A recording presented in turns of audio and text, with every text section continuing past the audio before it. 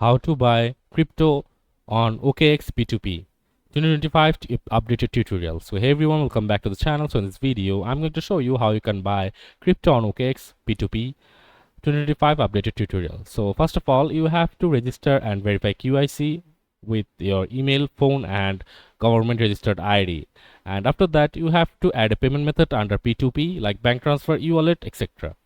And then you have to go to buy crypto P2P trading on your web or mobile. Select your fiat currency and the crypto you want like USDT, and we have to apply filters, payment method, amount, seller ratings, and choose an offer like check price, limits and seller completion rate. After that you have to click buy crypto, enter the amount and confirm your payment method, and OKX holds the crypto in escrow.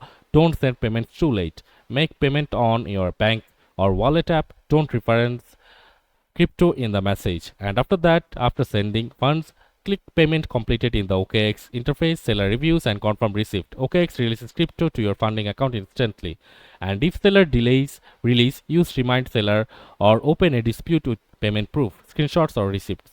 Canceling before payment returns the crypto, but after payment you risk losing funds unless a dispute is won.